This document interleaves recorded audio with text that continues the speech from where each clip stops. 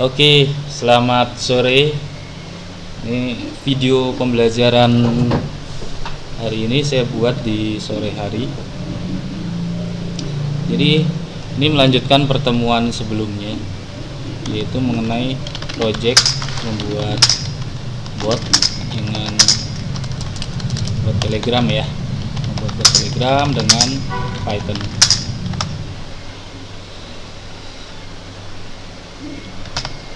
Yang sudah dikerjakan itu yang pertama membuat bot di bot father.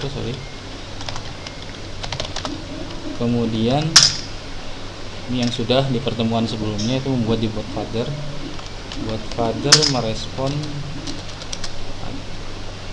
merubah nama bot dan menyimpan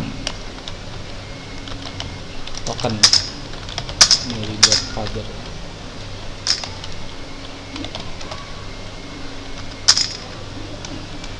Ini hanya review saja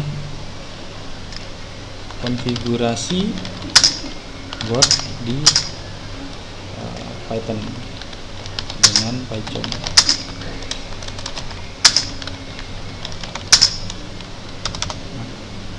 Dan sampai mengirim respon. Jadi kemarin ada yang mengirimkan pesan ke bot kita. Untuk selanjutnya adalah merespon. Itu sudah bisa. Target untuk hari ini membuat bot dapat membaca data dari database MySQL.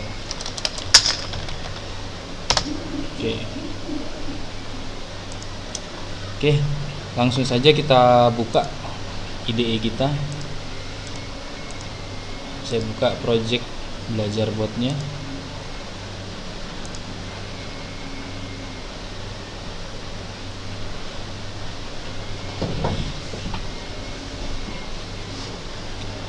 Nah, untuk project belajar botnya kemarin baru sampai ada input masuk dari si user client, kemudian si bot mereply, kemudian ada file satu lagi itu berisi token. Jadi tokennya saya simpan di file yang berbeda, token dan sapa. Ini sapaan, nanti bisa dimodifikasi supaya terlihat lebih cantik. Nah, untuk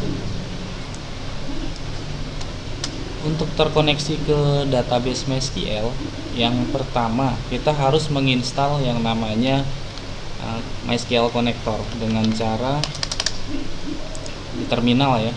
Di terminal di bawah itu kita install dengan cara MySQL Connector. Jadi semua library yang ada di Python itu kita bisa install menggunakan pip. Ternyata udah terinstall. Library MySQL Connector sudah terinstall di pertemuan sebelumnya sepertinya. Saya agak lupa. Jadi di sini kita bisa impor MySQL. Kemudian kita siapkan dulu database. Pada pertemuan sebelumnya itu kita impor data. Untuk strukturnya nanti kalian bisa mengikuti. Jadi ini tabel yang mungkin nanti juga bisa saya share sih datanya. Ada ID siswa, ada kode jurusan, ada NIPD, nama dan seterusnya. Yang utamanya adalah di sini ada kolom ID Telegram dengan username Telegram. Tipe datanya varchar. Ini disesuaikan untuk panjang karakternya.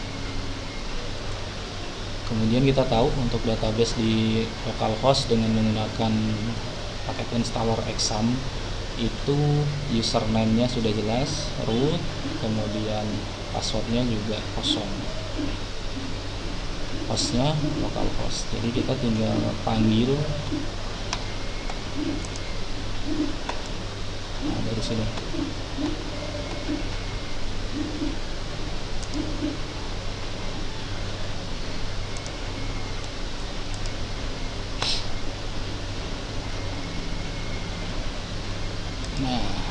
saya buka file satu lagi untuk sebagai referensi.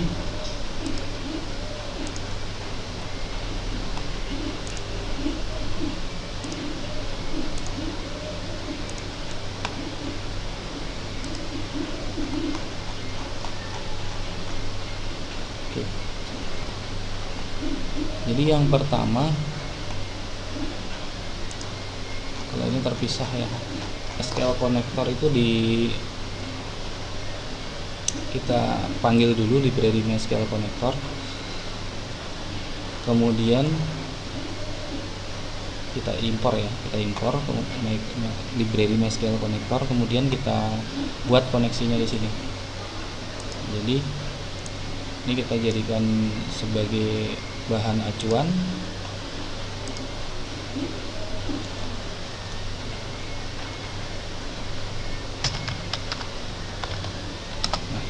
Kita impor MySQL connector, kemudian kita tampung dalam variabel.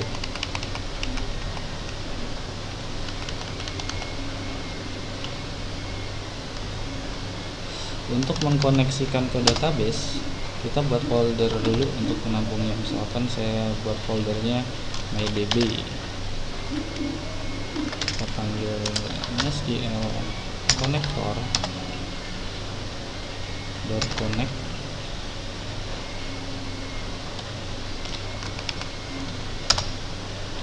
Terus ini argumen parameter yang pertama adalah host, localhost, kemudian usernya adalah root, dan passwordnya adalah kosong. Kemudian parameter terakhir adalah database.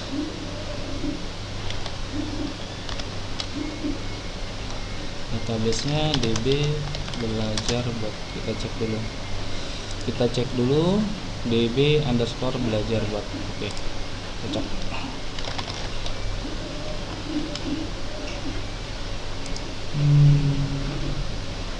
db underscore belajar bot.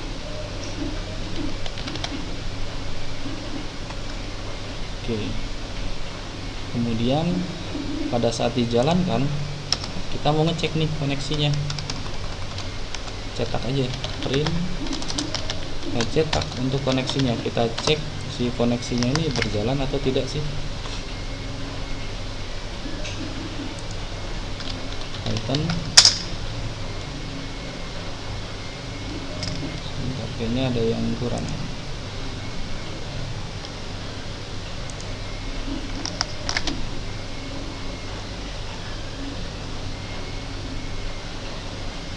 Oh, ini terlalu banyak parameter. Jadi kalau di sini sudah ada kriwil merah, kemungkinan ada error di kode program.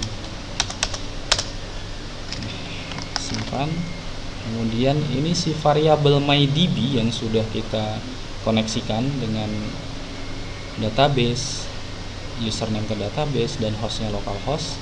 Kita coba cetak si variabel mydb, cetaknya di bawah. Ini kelas, ini fungsi konstruktor. Kita coba jalankan dengan cara Python mybot.py.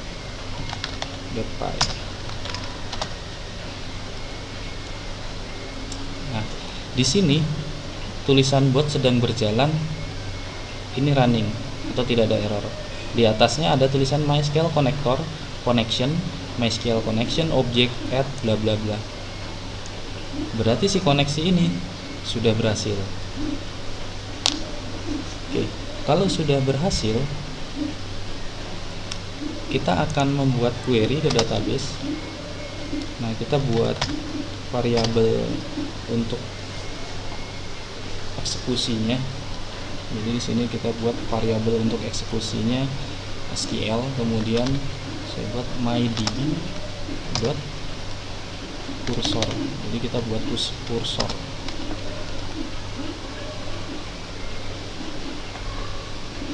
Nah, ini nanti perintah query apapun itu di awal itu menggunakan SQL variabel ini.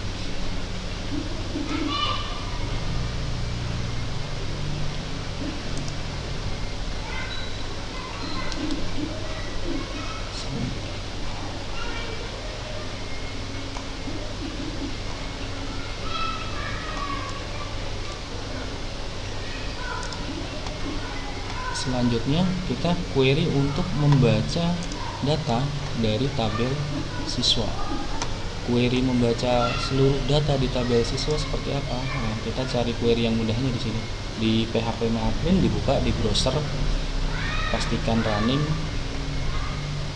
tabel siswa. Kalau di browse seperti ini, kita menginginkan jadi si user nanti klien itu bisa melihat seluruh siswa yang ada di data ini, yang ada di tabel siswa.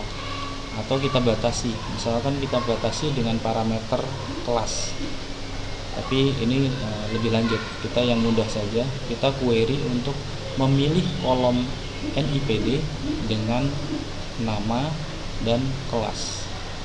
Query-nya seperti apa? Select from tabel siswa.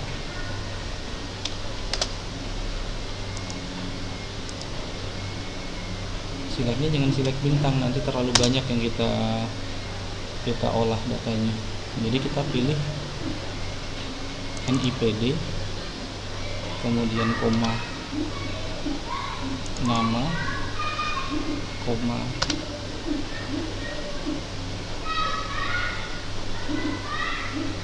kelas. Nah, ini memilih seluruh data. Tapi kalau mau spesifik nanti pakai parameter, itu nanti saja. Query yang ini kita salin, kemudian saya buka PyCharm pada IDE-nya. Nah, di sini nanti kita coba buat fungsi baru. Fungsi botnya untuk menghandle komen atau perintah. Add my bot message handler, ini di minimize saja, ini kita maximize. Perintahnya apa? Komen. Perintahnya kita bisa masukkan dua parameter seperti yang di atas, star sama help, tapi kita masukkan satu saja. Kita masukkan dalam array perintah untuk komen. Nanti pemanggilannya menggunakan slice, misalkan data siswa. Dari sini enter, kemudian kita buat fungsi indeks untuk si komen ini. Jadi fungsi indeks untuk si komen data siswa. Fungsinya misalkan menu data siswa. Ini panjang ya, masalah nama fungsinya. Di sini parameter masukannya adalah pesan atau M atau singkatan, boleh bebas. Kemudian enter lagi.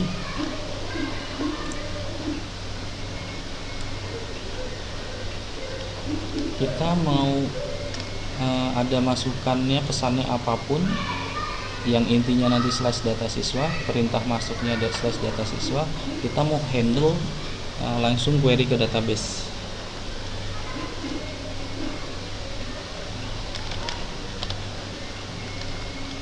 Saya buat variabelnya query.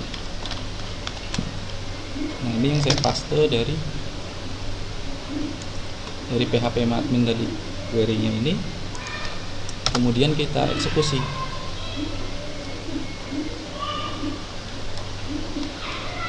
Nah, kita coba cek referensinya untuk eksekusinya seperti apa. Nah, untuk eksekusinya SQL execute, ditampung nanti cut all. Ini untuk menghitung jumlah row-nya. Di sini kita buat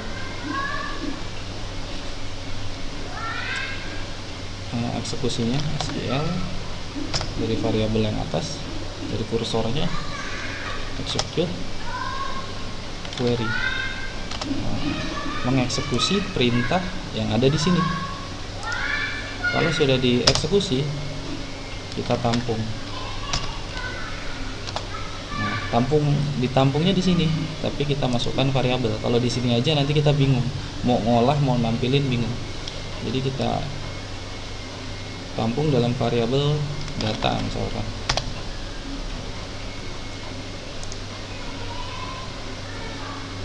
Kemudian kalau misalkan yang tadi Ada satu lagi sql.rowcon. Ini adalah untuk menghitung jumlah row baris data yang didapat dari query yang ada di sini, dari eksekusi query ini. Saya buat variabelnya jumlah data. Nah, di sini saya nggak akan reply dulu. Di sini saya nggak reply dulu. Tapi saya print di terminal sini nanti. Jadi ada perintah data siswa masuk, komen data siswa masuk ke bot, nggak diolah isinya karena nggak ada parameter tambahan, tapi langsung query ke database.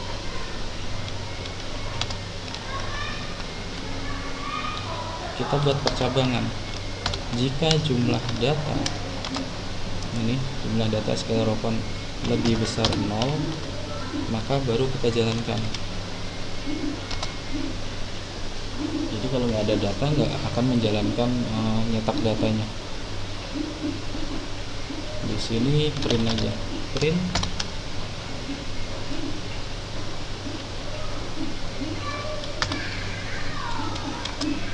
hasil. Sebenarnya kita pada data, kita cetak datanya.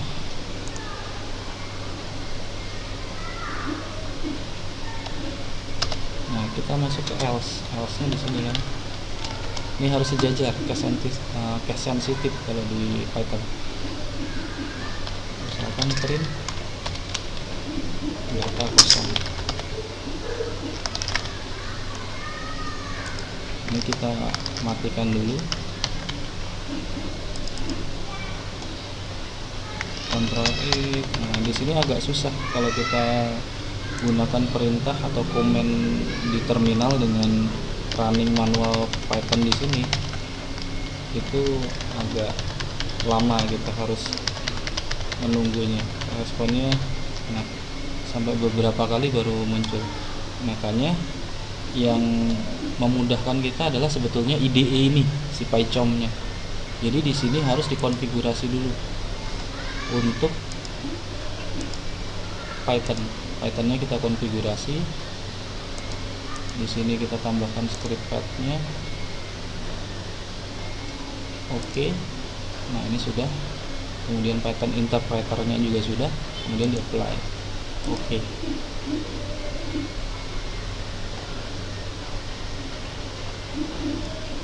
Kalau di sini belum bisa muncul apply-nya, kita klik kanan, kita coba jalan pakai klik kanan, run neighbor.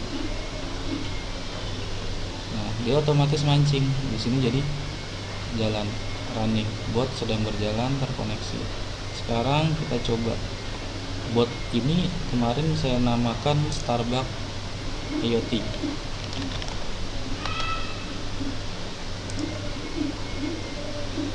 Kita coba komen yang sudah kita buat tadi, namanya data siswa. Nah, ternyata data kosong. Jadi si query yang ada di sini, jumlah datanya itu tidak ada data katanya. Berarti kemungkinannya gini. Ini kesalahan di query yang ada di sini. Kita coba pakai manual, ketik di sini select bintang from, kita buat huruf kecil semua, tabel siswa. Kita cek tabel underscore siswa. Kita stop, kita run lagi. Kemudian kita coba panggil lagi. Kita panggil lagi data siswa. Data masih kosong ternyata. sql.rowcon.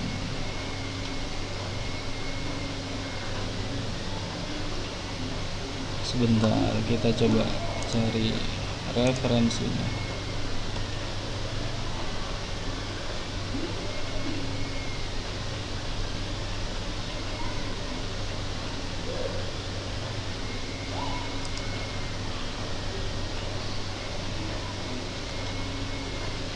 Kenapa dia ada kalimat kosong?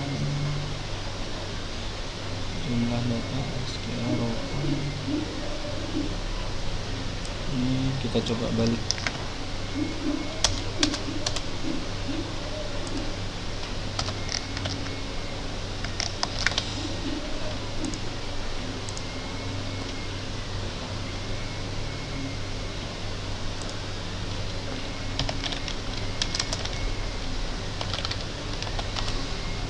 Nah, jadi si query tadi ternyata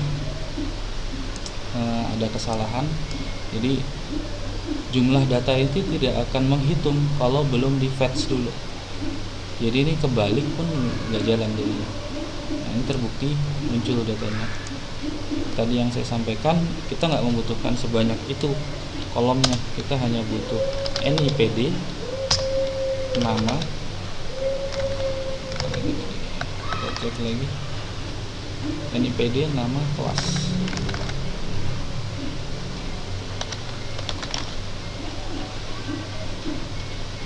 From tabel siswa. Kita stop dulu.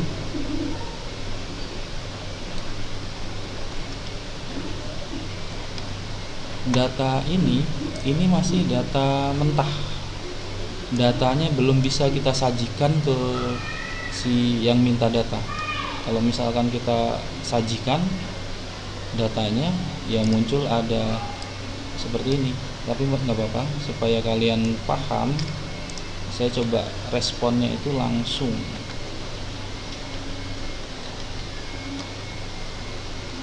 Saya buat reply my bot. Reply itu ini berarti mereply dari pesan data siswa nanti. Message.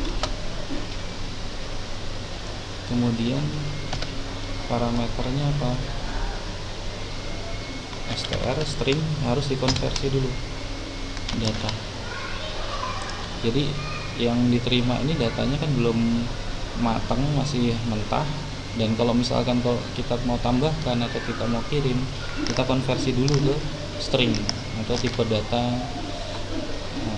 variabel karakter ya kalau di MySQL.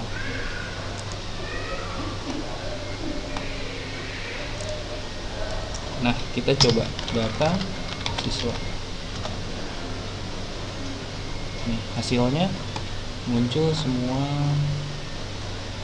data yang kita query di sini tadi. Nah, data yang kita query di sini, ini query-nya ini, datanya muncul. Nah, dengan data tampilan seperti ini kita kurang menarik. Kita harus atur, kita harus rapikan, kita harus buang yang namanya kurung kurawal dan seterusnya. Ini harus kita buang. Jadi sebelum di reply, kita olah dulu datanya.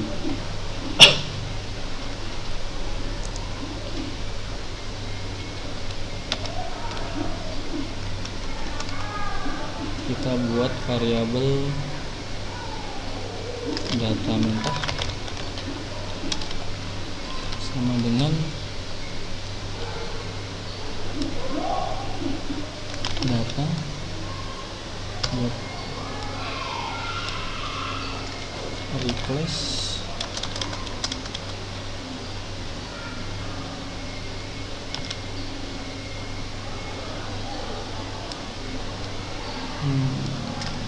Nah, kita coba print dulu. Kita belum tahu karakteristiknya. Kita print dulu datanya ini bisa nggak.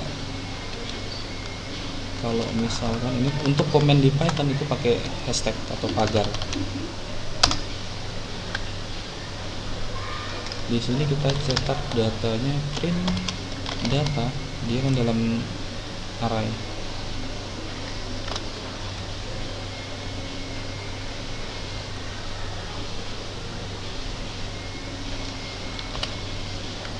Nah, ini array ke indeks 0.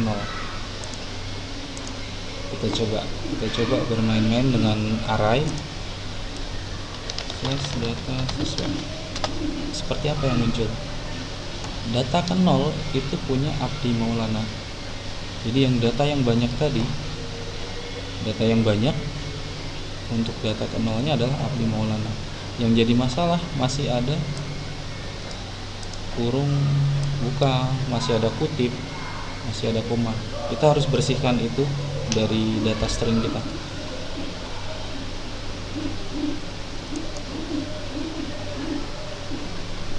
Nah, kita bersihkannya di mana? Nah, sebelum dibersihkan sebetulnya lebih enak kalau kita looping. Kita looping for. Nah, sebentar, saya butuh referensi lagi untuk loopingnya.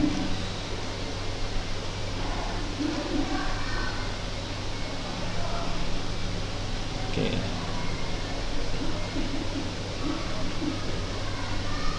Nah, loopingnya seperti ini. Nah, supaya cepat saya copy paste aja. Di sini bukan cek hasil, tapi nah ini sudah ada di atas jumlah data.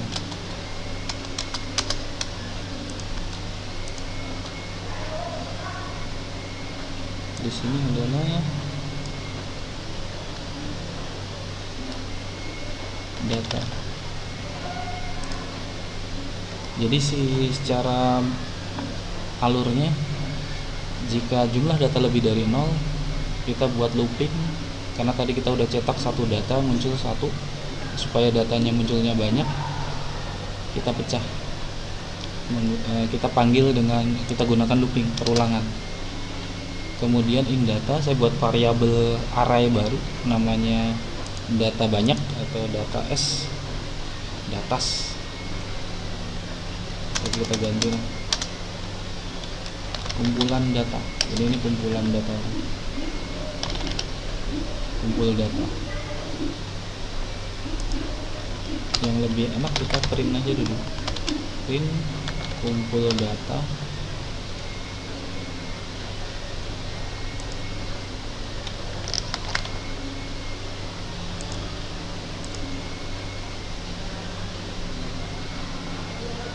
Kemudian kita coba lagi,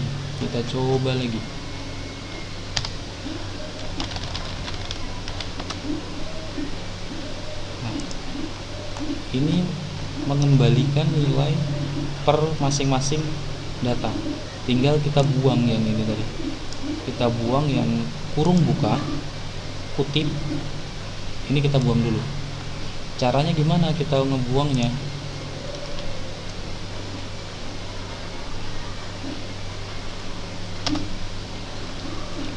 Kita bersihkan si kurung buka dan kutip itu dengan menggantinya dengan spasi atau tanpa spasi. Kumpul data sama dengan kumpul data dot replace.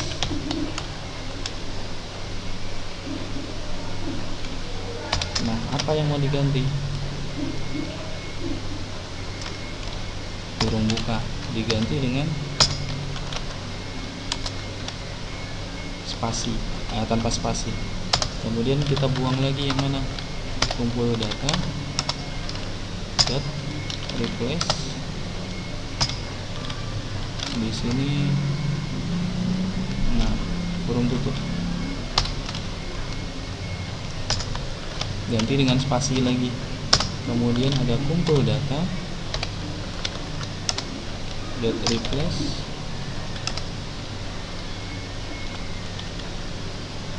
kutip 1, kutip 1.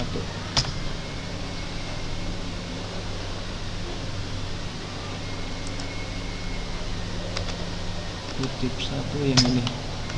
Mana kutip 1? Yang ini. Ini enggak. Karena kutip 1 dalam kutip 1 repot, saya buat kutip 2, di dalamnya kutip 1. Kemudian di sini ganti spasi, tanpa spasi, kosong, diganti kosong. Jadi diganti kosong. Jadi replace string yang ada kurung buka diganti kosong, nggak ada apa-apa, hilang jadinya. Kurung tutup diganti kosong, jadi hilang. kutip diganti kosong, jadi hilang. Ini hilang, ini hilang, ini hilang. Sekarang ini koma juga kita hilangkan. Kumpul data sama dengan kumpul data dot replace koma diganti dengan ini juga.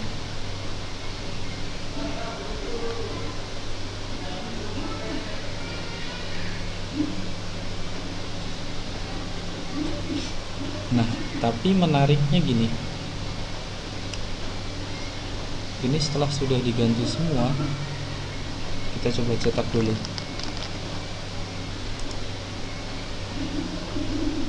Sebentar, ini kita belum print. Ini kita matikan dulu print yang lama, kita coba print baru. Print kumpul data.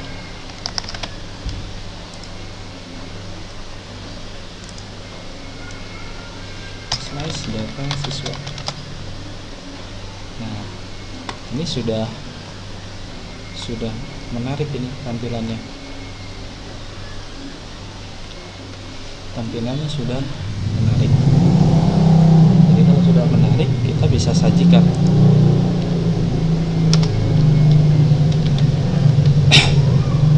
Return kumpul data.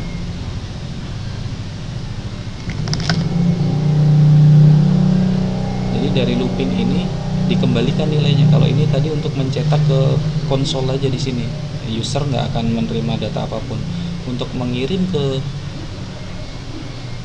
tempat lain atau ke layanan telegramnya, fungsi ini harus mengembalikan nilai. Fungsi menu data siswa ini return kumpul data. Tapi karena kita mau langsung di sini, ini udah di return, kita print di sini kumpul data.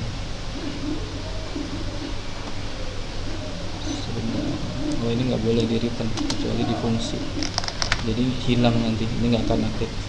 Jadi kalau kita buatnya di file lain, fungsi-fungsi ini harus di return, karena enggak, ini satu jalur semua, kumpul data, ini nyetak ke konsol. Si kumpul data yang sudah dipercantik ini dihilangkan, yang dari kotoran-kotoran ini, langsung reply ke yang meminta. My bot reply to message.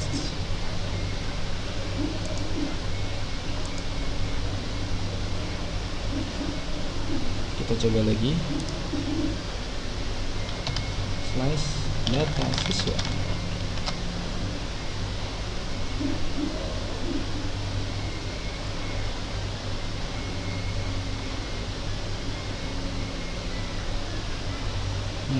Dia terbaca hanya data terakhir.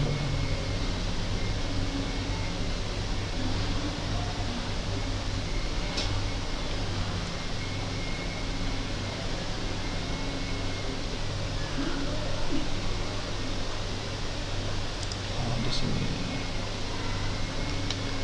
return kumpul data.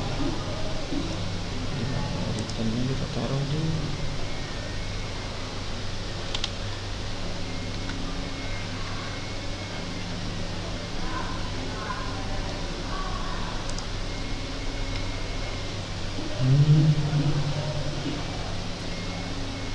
dia tidak terbaca.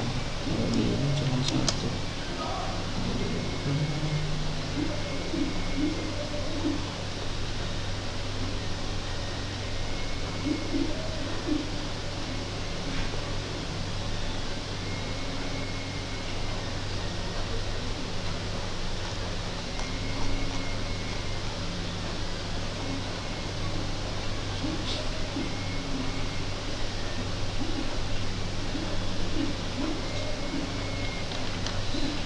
Coba kita cek lagi, ada yang kurang.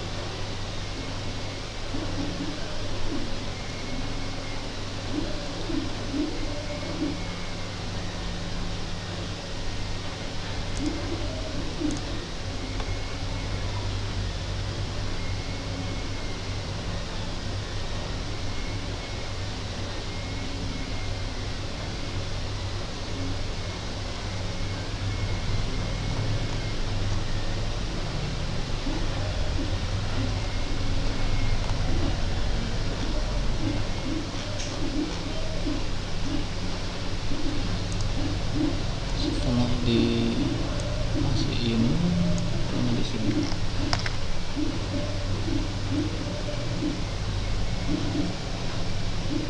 Nah, kita taruh di sini aja.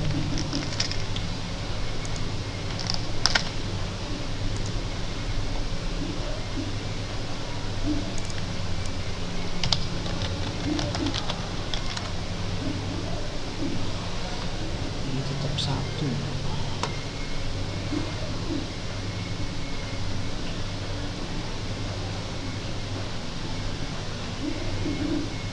Data terakhir yang dicetak, padahal datanya banyak. Oh,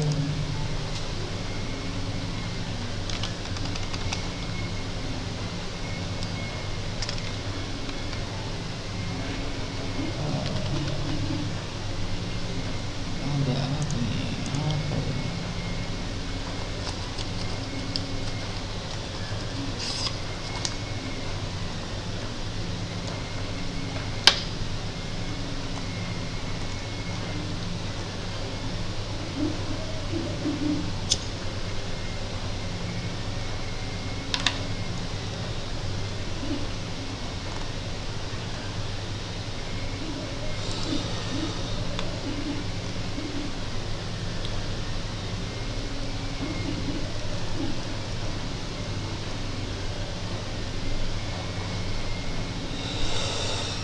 Nah, kita coba buat seperti ini aja.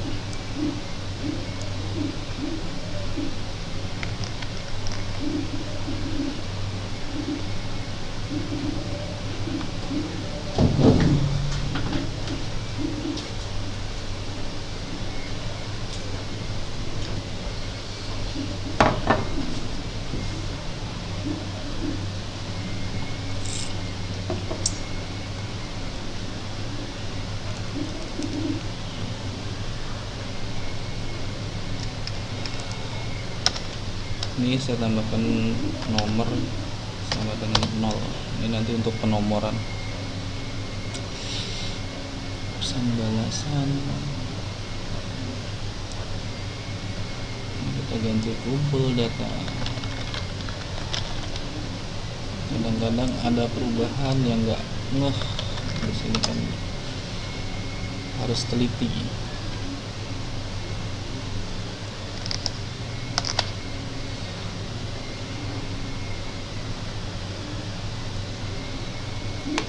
Coba lagi.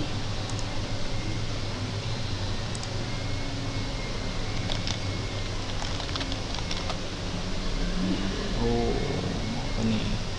Error nih, line 38.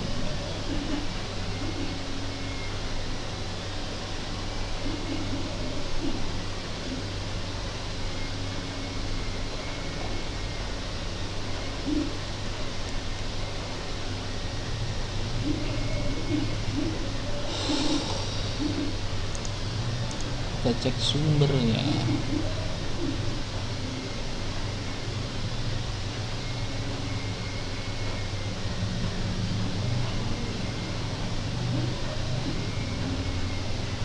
Kumpul data sama dengan strx/n.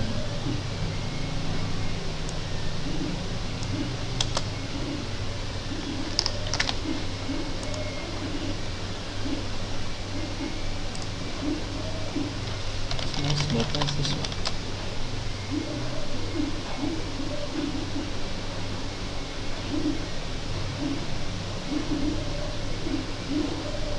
Ini muncul cuma satu.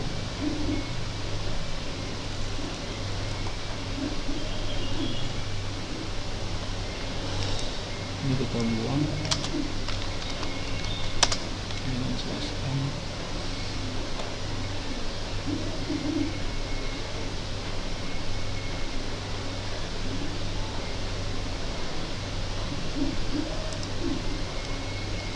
Nomor, terus di sini jadikan str string.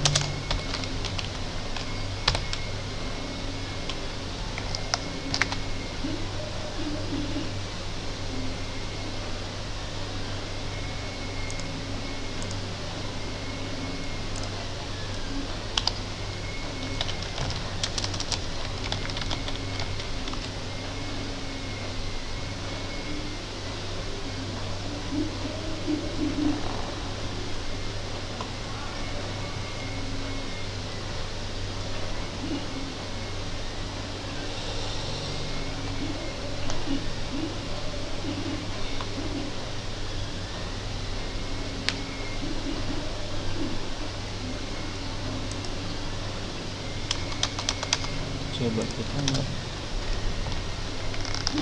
konversi ke string karena dia datanya banyak, data array Google datanya ini mungkin kesalahannya di situ. Kita cek lagi, masih sama.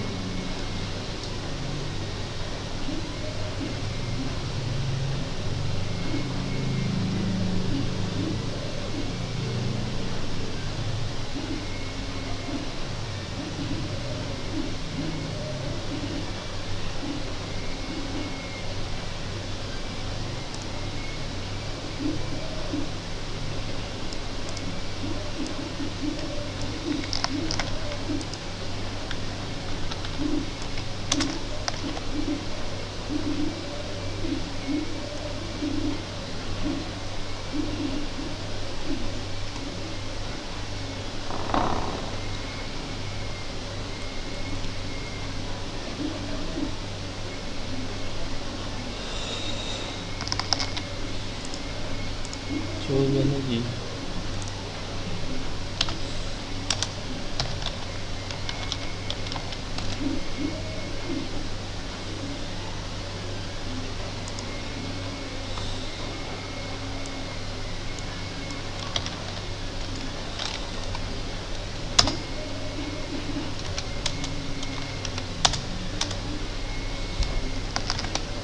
Kita rubah bukan reply tapi send.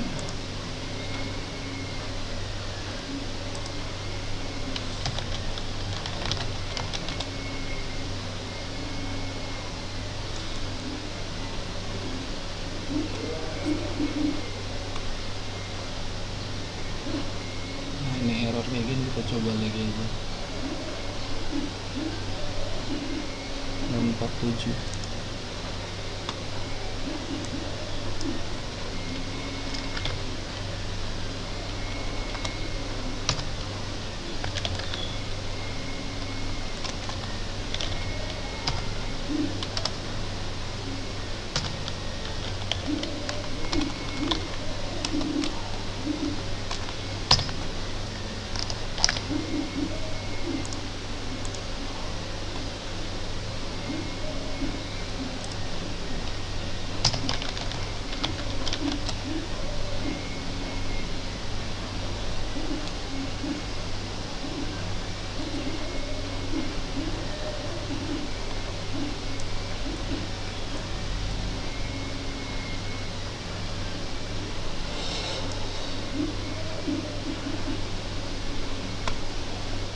Apa yang membedakan?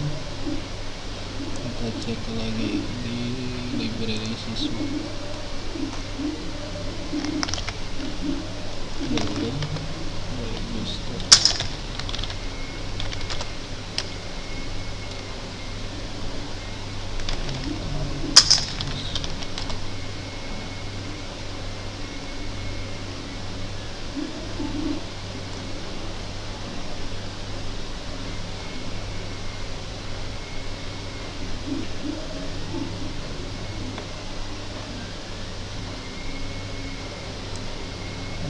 SQL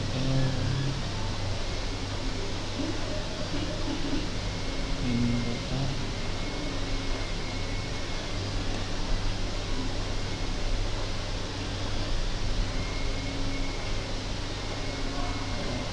coba kita buat variabel awal dulu, kumpul data.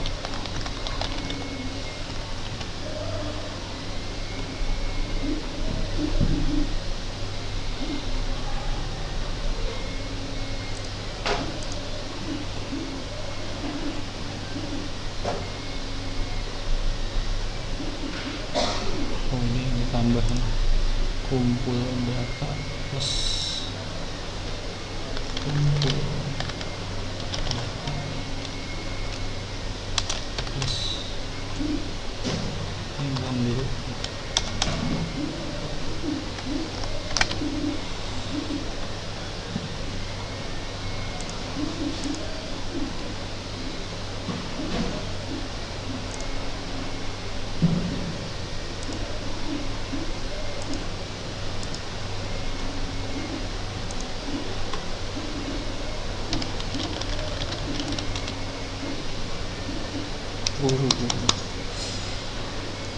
Ternyata ini sepele.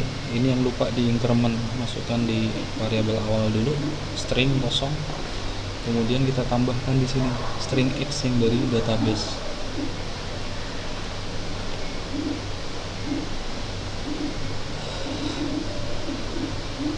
Jadi untuk sementara query-nya seperti itu, koneksi ke database sudah, membaca data dari database dan mereply. Sebetulnya kita bisa ganti ini mereply, menunggu sampai prosesnya yang di tengah-tengah. Nanti mungkin ada yang saya potong tapi endingnya berhasil. Ini kalau misalkan mau diganti reply to juga bisa. Kita ganti ini reply to.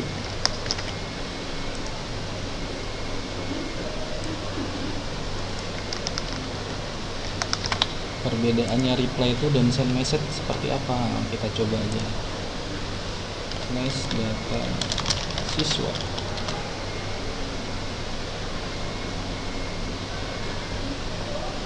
Ini nggak perlu nih from user ID. Kalau reply itu message langsung reply.